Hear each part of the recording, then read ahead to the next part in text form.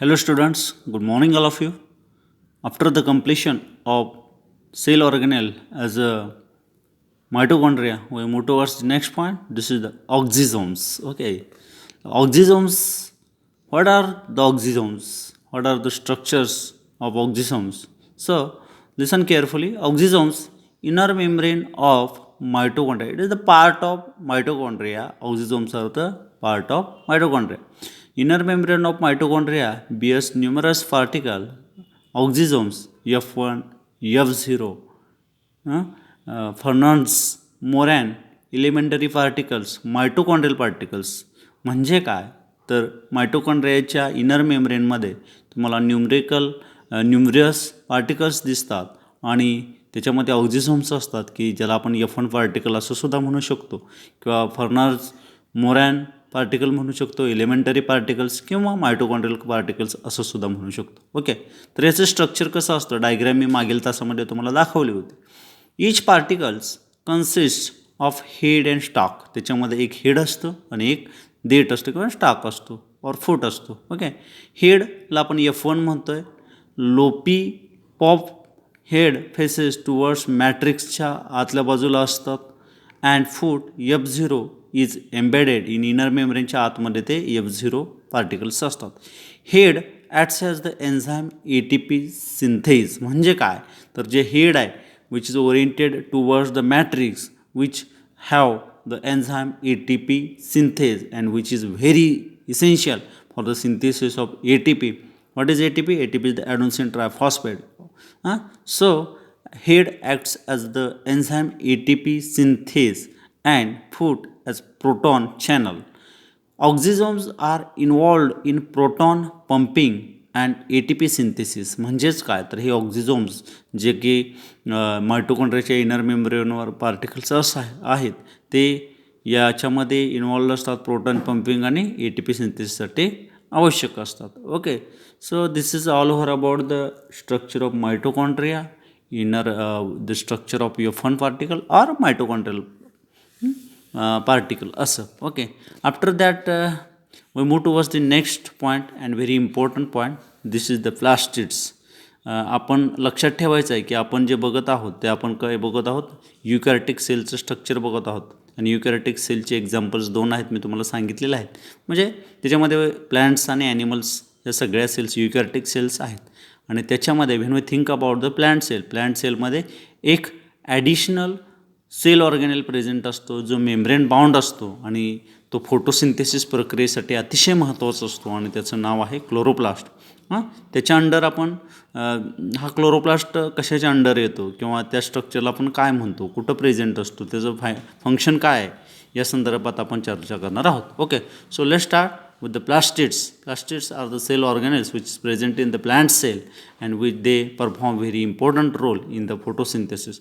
Like mitochondria, ज्या पद्धतीने mitochondria plastids 2 are double walled organelle containing DNA. आणि ज्या पद्धतीनं मायटोकॉन्ड्रिया मध्ये काय असतं डबल वॉल असतो त्याच पद्धतीने याच्यामध्ये सुद्धा प्लास्टिड्समध्ये सुद्धा डबल लेयर्ड असतं आणि त्याच्यामध्ये DNA, RNA, 70S रायबोझोम्स असतात. But they are larger in size आणि मायटोकॉन्ड्रियापेक्षा त्याची साईज जी आहे ती मोठी असते and can be observed under microscope. Light मायक्रोस्कोपच्या अंडर आपण ते बघू शकतो. Plastids are classified according to the pigment present in it as leucoplast, chromoplast and chloroplast. म्हणजे हे जे प्लास्टिड्स आहेत हे when we see under the light microscope we find their actual structure. It is divided into 3 types. याच्यामध्ये 3 type पडतात प्लॅस्टिड्समध्ये जे plant सेल्समध्ये present असतात आणि त्याच्यामध्ये 3 प्रकार कोणते आहेत बघा. First is the leucoplast. पहिला प्रकार ल्युकोप्लास्ट आहे, दुसरा आहे क्रोमोप्लास्ट आणि तिसरा आहे क्लोरोप्लास्ट. ओके, आता ल्युकोप्लास्ट काय बघा. Leucoplast is the type of plastid. Leucoplast do not contain any pigment. या ल्युकोप्लास्टमध्ये कोणत्याही प्रकारचं पिगमेंट नसतं. They are of various shapes and size. त्याचे वेगवेगळे साईज आणि वेगवेगळे शेप्स असतात. These are meant for storage of nutrients. आणि हे कशासाठी असतात तर न्यूट्रियंट्सचं स्टोरेज करण्यासाठी याचा उपयोग होतो. For example amyloplast that store starch, आणि अमायलोप्लास्ट असतं त्याच्यामध्ये स्टार्च स्टोअर केलं जातं आहे. इलिओपोप्लास्ट आहे त्याच्यामध्ये ऑइल्स स्टोअर केले जातात. आणि ॲल्युरोप्लास्ट दॅट स्टोअर द प्रोटीन्स. याच्यावर प्रश्न तुम्हाला विचारू शकता की कोणत्या ल्युकोप्लास्टमध्ये कोणते मटेरियल काय केलं जातं, स्टोअर केलं जातं. मग याच्यामध्ये 3 प्रकार तुम्हाला माहीत आहेत. अमायलोप्लास्ट आहे, इलिओप्लास्ट आहे आणि तिसरं ॲल्युरोप्लास्ट आहे. अकॉर्डिंगली त्याच्यामध्ये जे केमिकल कंपोजिशन सबस्टन्सेस आहेत ते रिस्पेक्टिव्हली काय होतात त्याच्यामध्ये स्टोअर केले जातात. आता व्यवस्थित बघाल तर तुम्हाला एक स्ट्रक्चर दिसेल. हे स्ट्रक्चर आहे क्लोरोप्लास्टचं. It is the structure of chloroplast as like the mitochondria. It also contain 2 layers. याच्यामध्ये सुद्धा 2 लेयर्स आहेत. याच्यामध्ये आउटरमोस्ट लेयर आहे, इनर लेयर आहे. आणि याच्यामध्ये बघाल तर तुमच्या लक्षात येईल की इंटर मेम्ब्रेन स्पेस म्हणजे आउटर मेम्ब्रेन आणि इनर मेम्ब्रेनच्या मध्ये जे स्पेस आहे त्याला इनर मेम्ब्रेन स्पेस असं म्हणतं. इंटरनल मेम्ब्रेन तुम्हाला आतल्या बाजूला दिसतं, बाहेरच्या बाजूला एक्सटर्नल मेम्ब्रेन, आणि त्याच्यामध्ये जी स्पेस आहे त्याला आपण काय म्हणतो आहे तर त्याला इंटर मेम्ब्रेन स्पेस. बघा मी दाखवतो इथं. हे इनर मेम्ब्रेन आहे आतल्या बाजूचे. हे बाहेरचं जे ग्रीन कलरचं दिसतं हे आउटर मेम्ब्रेन आहे किंवा एक्सटर्नल मेम्ब्रेन, आणि या दोन्हीच्या मधले इंटर मेम्ब्रेन स्पेस आहे. याच्यामध्ये क्लोरोप्लास्टमध्ये काय काय असतं, DNA असतात. स्ट्रोमा आहे म्हणजे इनसाइड द काय आहे इनर मेम्ब्रेन. इनर मेम्ब्रेनच्या आत, क्लोरोप्लास्टच्या इनर मेम्ब्रेनच्या आत काय असतं, स्ट्रोमा असतो. इन केस ऑफ मायटोकॉन्ड्रिया काय असतं, मॅट्रिक्स असतं. आणि इन केस ऑफ क्लोरोप्लास्ट हे स्ट्रोमा असतं. ओके. त्याच्यानंतर तुम्हाला रायबोझोम्स दिसत आहेत.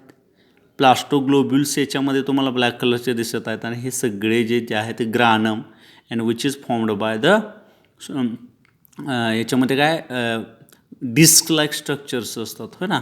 थॅलॉकॉइड डिस्क्स असतात आणि ह्या थॅलॉकॉइड डिस्क एकमेकांना अरेंज्ड असतात. ह्याला जे स्ट्रक्चर आहे अरेंज स्ट्रक्चर त्याला आपण ग्राना किंवा ग्रानम असं सुद्धा म्हणू शकतो. ओके. तर लॅमेला तुम्हाला दिसतोय, हा ल्युमेन दिसतं इथं. थॅलॉकॉइड्स हे डिस्क्स दिसत आहेत. थॅलॉकॉइड मेम्ब्रेन आहे हे. म्हणजे अशा पद्धतीनं हे क्लोरोप्लास्ट असतं. आणि याच्यामध्ये लाईट रिएक्शन आणि डार्क रिएक्शन म्हणजेच फोटोसिंथेसिस प्रक्रिया या क्लोरोप्लास्टच्या माध्यमातून काय केले जाते, कॅरी आउट केले जाते. तर आपण बघूया की याचं स्ट्रक्चर कसं दिलेलं आहे आणि काय याच्या संदर्भात माहिती दिलेलं आहे. डायग्राम तुम्ही बघितलेले आहे. So we move towards the explanation of the chloroplast. क्लोरोप्लास्टच्या बद्दल आपण बघूया. आता मी तुम्हाला सांगितले की हे जे प्लास्टिड्स आहेत या प्लास्टिड्सचे 3 टाईप पडतात. याच्यामध्ये ल्युकोप्लास्ट आहे, क्रोमोप्लास्ट आहे हो ना. मग त्यातला क्रोमोप्लास्ट आपण बघूया. Chromoplast contain pigments. आता हा क्रोमोप्लास्ट किंवा क्लोरोप्लास्ट जो आहे याच्यामध्ये पिगमेंट्स, क्लोरोफिल पिगमेंट्स प्रेझेंट्स असतात. आता बघा ल्युकोप्लास्ट आहे, क्रोमोप्लास्ट आणि क्लोरोप्लास्ट हे 3 प्रकार आहेत. आपण यांची एक्सप्लेनेशन बघूया. नंतर मग डिटेल स्ट्रक्चर ऑफ क्लोरोप्लास्ट बघायचं आहे. क्रोमोप्लास्ट, ल्युकोप्लास्ट काय कलरलेस आहे. Chromoplast contain pigments like carotene and xanthophyll. म्हणजे याच्यामध्ये कोणकोणते पिगमेंट्स आहेत बघा, कॅरोटीन आणि झॅन्थोफिल हे पिगमेंट्स आहेत. दे इम्पार्ट रेड, येलो और orange colour to flowers and fruits. म्हणजे जनरली रेड कलरेशनसाठी, येलो कलरेशनसाठी, त्याचबरोबर ऑरेंज कलरसाठी सुद्धा हे रिस्पॉन्सिबल असतात. आणि जनरली ते फ्लॉवर्स आणि फ्रूट्समध्ये असतात. Now you must have understood why potato looks white in colour and show flower petals are red. Both leucoplast and amyloplast do not contain photosynthetic apparatus we find in chloroplast. क्लोरोप्लास्टमध्ये तिसरा जो प्रकार आहे प्लास्टिडचा त्याच्यामध्ये chlorophyll pigments असतात आणि generally green कलरेशनसाठी responsible असतात. आणि बाकीचा रेड वगैरे कलर आहे ते क्रोमोप्लास्टसाठी रिस्पॉन्सिबल असतात. Let's now study of chloroplast in detail. आता आपण काय बघायचं, क्लोरोप्लास्ट हे ल्युकोप्लास्ट आपण बघितलं, क्रोमोप्लास्ट बघितलं. ल्युकोप्लास्ट कलरलेस असतं, क्रोमोप्लास्ट रेड कलर, येलो कलरसाठी रिस्पॉन्सिबल असतं. And next we move towards the structure of chloroplast. Chloroplast कसं असतं, प्लांट सेलमध्येच असतं हे. As it is the part of, कशाचा पार्ट आहे, it is the part of plant cell. Plant cells of algae and few protist like euglena contain chloroplast. म्हणजे फक्त प्लांट्समध्येच chloroplast असतो का, तर नाही आहे. याच्यामध्ये काही मेंबर्स आहेत, प्रिमिटिव्ह मेंबर्स आहेत, जसं की अल्गे आहे किंवा काही प्रोटिस्ट आहेत. त्याच्यामध्ये काही त्याचं एक्झाम्पल युग्लिना देईल, त्याच्यामध्ये क्लोरोप्लास्ट असतात. You have observed ribbon shaped chloroplast in स्पायरोगॅरामध्ये रिबन शेप्ड क्लोरोप्लास्टसुद्धा आपल्याला दिसतो. It differs in size and number and shape of various cells in which it is found. In plants it is found in green region. ही कुठं सापडतो? जिथं जिथं प्लॅन्टचा green कलरेशनचा part आहे तिथं तुम्हाला हे दिसून येतं. Mainly in mesophyll cells of लीफचं आउटरमोस्ट इपिडर्मिस जर आपण रिमूव्ह केले तर त्याच्या आतमध्ये स्पॉन्जी स्ट्रक्चर एक दिसतं आणि त्याच्यामध्ये मिसोफिल सेल्स असतात आणि जनरली या मिसोफिल सेल्समध्ये क्लोरोप्लास्टचे स्ट्रक्चर्स तुम्हाला दिसून येतात and which is responsible for the green colouration of leaf. Okay, these chloroplast is lens shaped. हे कसे दिसतात? लेन्स शेप्ड दिसतात. आत्ताच आपण त्याची डायग्राम बघितला आहे. But it can also be oval, spherical, discoid and ribbon like. म्हणजे त्याचे वेगवेगळे स्ट्रक्चर्स असतात पण त्याचं केमिकल कंपोजिशन जे आहे ते सेम असतं. A cell may contain single large chloroplast in an Chlamydomonas. Chlamydomonasमध्ये फक्त सिंगल एक लार्ज क्लोरोप्लास्ट प्रेझेंट असतं. Or there are 20 to 40 chloroplast per cell seen in mesophyll cells. आणि मिसोफिल सेल्समध्ये जनरली 20 ते 40 तुम्हाला क्लोरोप्लास्ट दिसून येतात. Chloroplast content. आता ह्या क्लोरोप्लास्टमध्ये काय असं आहे की ते फोटोसिंथेसिस प्रक्रियेसाठी रिस्पॉन्सिबल असतं किंवा प्लॅन्ट्सना ग्रीन कलरेशन ऑक्युपाय होतो? तर बघूया आपण. Chloroplast content green pigment chlorophyll along with other enzymes. याच्यामध्ये ग्रीन पिगमेंटसुद्धा क्लोरोफिल पिगमेंट्स प्रेझेंट आहे आणि त्याचबरोबर काही एन्झाईम्ससुद्धा प्रेझेंट आहे that help in production of sugar by photosynthesis. आणि इथं शुगरचं सिंथेसिस होतं फोटोसिंथेसिस प्रक्रियेच्या माध्यमातून आणि याच्यासाठी जो क्लोरोफिल पिगमेंट आहे किंवा क्लोरोफिल आहे हा अतिशय महत्त्वाचा आहे. आता असं इनर मेम्ब्रेन कसं आहे बघा.